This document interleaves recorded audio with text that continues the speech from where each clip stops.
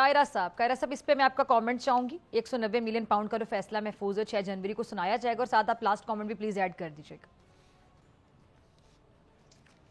देखिए, गुजारिश ये है कि 190 मिलियन पाउंड का केस तो बड़ा स्ट्रॉन्ग है। इत्तेफाक से जो काबीना कमेटी ने उसकी इंक्वायरी की थी, मैं भी उसका मेंबर था। ठीक है। और बहुत सारे शवाहिद जो हैं वो खान साहब के खिलाफ जाते थे बहुत वाज़ेह तौर पे। और दूसरा ये है कि उस पैसे को एक कंफ्यूजन ये रहता है कि वो 190 मिलियन पाउंड आया तो गवर्नमेंट के पास ही, तो गवर्नमेंट के पास नहीं आया, वो सुप्रीम कोर्ट में आया था। और वो मलक रियाज साहब के बहरिया टाउन के फाइन के अकाउंट में एडजस्ट हुआ था, यानी मलक रियाज साहब को मिला था, जो कि नहीं मिल सकता। तो उस फेवर के नतीजे में जो कुछ हुआ, तो बहुत स्ट्रॉन्ग उनके खिलाफ एविडेंसेस है, बाकी कोर्ट का फैसला है। और अभी यहाँ से ट्रायल कोर्ट से फैसला होगा, फिर हाई कोर्ट और सुप्रीम कोर्ट पड़ी है, कोई ये नहीं है कि इस कोर्ट से फैसला फाइनल हो जाएगा, लेकिन बहरहाल शवाहिद उनके खिलाफ बड़े स्ट्रॉन्ग हैं।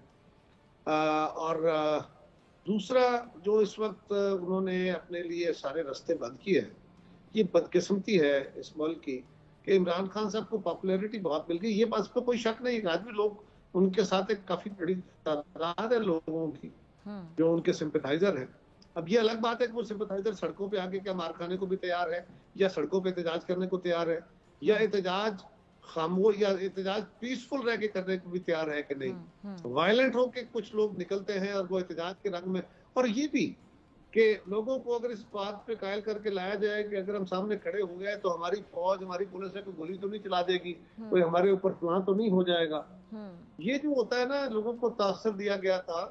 ये 9 मई को भी यही तैयारी थी, और 26 जो नवंबर हुआ है कि जिस तरह से देखें वो बांग्लादेश में फौज ने हथियार दिए थे और टर्की में फौज ने गोली चलाने से इनकार कर दिया था, फलां मुल्क में ऐसे हो गया था, ऐसे ही हमारे मुल्क में हो जाएगा। ठीक है जी। तो ये जो तासर था ये बड़ी बदकिस्मती का था। अब खान साहब ने अपनी पॉपुलैरिटी को अगर तो उसको पॉलिटिकल प्रोसेस के मजबूत करने के लिए इस्तेमाल करते तो पाकिस्तान का सियासी अमल आगे बढ़ता और हमारी सोशल एजुकेशन होती। लोग बिरादरियों से, कबीलों से, मसलक की सियासत से हट के वोट डालने पे आते। उन्होंने अपने पीछे लगा के नफरत फैला के अपने लिए भी गड़े खोदे हैं और मुल्क के लिए भी खोदे। ठीक है जी। सब्सक्राइब करें और बेल दबाएं ताकि कोई खबर रह न जाए।